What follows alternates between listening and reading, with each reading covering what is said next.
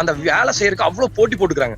நம்ம இன்னும் எவ்வளவு கான்ட்ரிபியூட் பண்ணுவோம் அப்படின்னு கூட இருந்த ஒரு பையனோட ஒரு விஷயம் தான் என்ன ரொம்ப காயப்படுத்துச்சு. அதாவது என்னன்னா, அவனோட ஃப்ரெண்டு வந்து கூட இருந்த பையன் தான் அன்னைக்கு அந்த இன்சிடென்ட் நடக்கிறதுக்கு முன்னாடி வந்து இவங்க பேசிட்டு எல்லாம் முடிச்சுட்டு பையன் வந்து நல்லா பேசிட்டு வீட்டுக்கு போயிருக்காங்க. வீட்டுக்கு போனவன் அடுத்த நாள் அந்த பையன் இல்ல.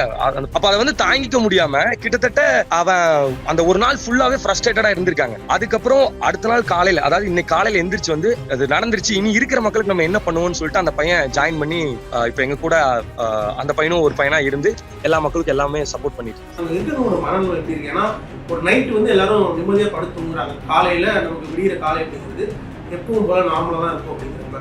ஓவரால் நைட்ல ஒரு விஷயமே சேஞ்ச் ஆகுது. எந்திரிச்சா எல்லா சைட்ல இருந்தும் மரண உணவுகள் இருக்கு, பல பேர் கதறி அழுகுறாங்க. நானும் செய்திகளை பார்த்தோம், பல பேர் கதறி அழுகுறாங்க. அப்படிங்கிறப்போ அங்க நீங்க நேரடியா களத்துல இருக்கீங்க, என்ன மாதிரியான சிச்சுவேஷன் இருக்காங்க சார்? அது நான் நிறைய பேர் சொல்லி கேட்டிருக்கிறேன். அதாவது ஆறுதல் சொல்றதுக்கு வார்த்தையிலேயே நான் கேட்டிருக்கேன். இங்க பார்க்கும்போது உண்மையிலுமே அதான் தோணுச்சுங்க. இது நம்ம எதுவுமே சொல்ல முடியாதுங்க. அதாவது அது தாங்க முடியாத வலி வேதனை தான். பட் நம்ம இப்ப என்ன பண்ண முடியும் அப்படின்னா, சரி இருக்கிற மக்களுக்கு நம்ம இனி என்ன கொண்டு போய் பண்ண முடியும்? இன்னைக்கு அது இல்லாம பாத்தீங்கன்னா இன்னைக்கு ரெட் அலர்ட்டிங் கொடுத்துருக்காங்க. மழை இப்போ என்னன்னா, இந்த இன்னும் அந்த ஆற்றோட ஓரத்துல இருக்கிற மக்கள் எல்லாமே வந்து பாத்தீங்கன்னா இன்னும் அங்கிருந்து அப்புறப்படுத்தப்பட்டு இன்னும் நிறைய கேம்ப் வந்து புதுசா ஓபன் பண்ணி கொண்டு வந்துட்டு இருக்காங்க.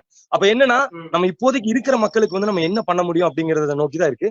ரெஸ்கியூ, அதாவது அந்த லேண்ட்ஸ்லைட் நடந்த ஏரியா இருக்கு இல்லையா, அங்க அந்த சிக்கின உடல்களை மீட்கிறதுல என்ன மாதிரியான சிக்கல்கள் இருக்கு, சவால்கள் இருக்கு? ப்ரோ, ஆக்சுவலா நான் வந்து அந்த நேரடியா அந்த இடத்துக்கு நான் போல. என்னன்னா அங்க வந்து ஃபுல்லா கம்ப்ளீட்டா பிளாக் பண்ணி வச்சிருக்காங்க. ஆனா அங்க தமிழ் பசங்க நிறைய பேர் இருந்து ஒர்க் பண்றாங்க அப்படின்னு அங்க இருந்து போலீஸ் ஆபீசர்ஸ் எல்லாமே வந்து சொன்னாங்க. அதுல அவங்களுக்குள்ள சேலஞ்சுன்னு பாத்தீங்கன்னா, அந்த ஒரு பிரிட்ஜ் இருந்திருக்கு ப்ரோ. அது 2 வில்லேஜ் கனெக்ட் பண்ற மாதிரியோ இல்ல ஆற தாண்டி போற மாதிரியோ ஒரு பிரிட்ஜ் இருந்திருக்கு. அந்த பிரிட்ஜே வந்து பாத்தீங்கன்னா ஃபுல்லா அடிச்சிட்டு போயிடுச்சு. இப்ப இவங்க வந்து பாத்தீங்கன்னா அந்த பிரிட்ஜை வந்து மேனுவலா பண்ணி அதுக்கப்புறம் தான் இருக்கிற அந்த பாடிஸ் எல்லாம் வந்து மீட்க முடியும். அப்போ அது எவ்வளவு பெரிய சேலஞ்சுன்னு பாத்தீங்கன்னா, இந்த மாதிரி மலையில என்னாலேயே நிக்க முடியல. அப்போ அவங்களுக்கு வந்து அது எவ்வளவு சேலஞ்சா இருக்கும். லோக்கல் பப்ளிக் அப்புறம் அதான் ப்ரோ, எப்ப வேணா இப்ப திருப்பி பாருங்க, இன்னைக்கு ரெட் அலர்ட் தானேங்க. சோ ரொம்ப ரொம்ப சேலஞ்ச். பொதுவா ஒரு இடத்துல மழை பெய்யுதுன்னு வச்சுக்கோங்களேன். இப்ப நம்ம ஊர்லயே நம்ம மழை பெய்யுதுன்னா வெளியில போகும்போது உலையும் சகதியுமா இருக்கும். சோ நம்மளால ஒரு ஓகே ப்ராப்பரா பண்ண முடியாது. அப்படிங்கிறப்போ அதான் முடியாதுங்க. இப்ப நான் உங்களுக்கு கீழே போகும்போதே அதெல்லாம் காட்டுவேன். இங்க எப்படி ரெஸ்கியூ எல்லாம் நடந்துட்டு இருக்கு, எப்படி சாப்பாடெல்லாம் கொடுக்குறாங்க, என்ன பண்றாங்க, அந்த ரோட்டை பாப்பேன். நீங்க அந்த நான் போற அந்த ரோட்டை பாத்தீங்கன்னாவே உங்களுக்கு புரியுது இது எப்படி இருக்கு அப்படின்னு. அப்போ நீங்க இமேஜின் பண்ணிக்கலாம். அங்கெல்லாம் வந்து ஒரு ஊர் மேல ஒரு மொத்த ஒரு மண் குவையிலே வந்து மூடி இருக்கு. அப்படிங்கிறப்போ தண்ணி மேல ஊறிட்டு தான் இருக்கும். அப்படிங்கிறப்ப நம்மளால அங்க எதுவுமே பண்ண முடியாது. ஒண்ணு போற ரெஸ்கியூஸும் அந்த உலையில சிக்குவாங்க, மலையில சிக்குவாங்க, ஜேசிபி மாதிரியான இயந்திரங்கள் எடுத்துட்டு போக முடியாது. அப்படிங்கிறப்போ இந்த சவால்களை எப்படி ஃபேஸ் பண்றாங்க இங்க இருக்கக்கூடிய அரசும் சரி, தன்னார்வலரும் சரி?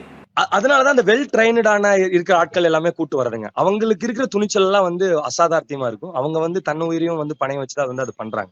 அப்படி இருக்கும்போது அவங்க வெல் ட்ரைனட், அவங்க எதுவா இருந்தாலும் அதை ஃபேஸ் பண்ணிடுவாங்க. அந்த மாதிரி எபிலிட்டி உள்ள டீம் தான், அதுல எந்த மாற்று கருத்து இல்ல. அப்போ அது இருந்தாலும் இந்த மாதிரி தொடர்ந்து மழை பெய்யும் போது யாராலையும் வந்து அதுல போய் பண்ண முடியாதுங்க. அதான் ஃபேக்ட். அதனாலதான் இன்னும் வந்து அந்த பாடி எல்லாம் ரெஸ்கியூ பண்றதுல பெரிய சேலஞ்சஸ் இருக்கு. அந்த செகண்ட் தான் ப்ரோ எல்லாமே அதை போயிடுச்சு அப்படிங்கும் போது அது நீங்க என்னதான் நம்ம அங்க ஆறுதல் சொல்றது என்ன பண்ணுறது? நம்ம ஒன்னேதான் பண்ண முடியும். நம்ம இன்னும் இருக்கிற மக்களுக்கு என்ன இனி பெஸ்டா பண்ண முடியுமோ அதான் பண்ணணும்.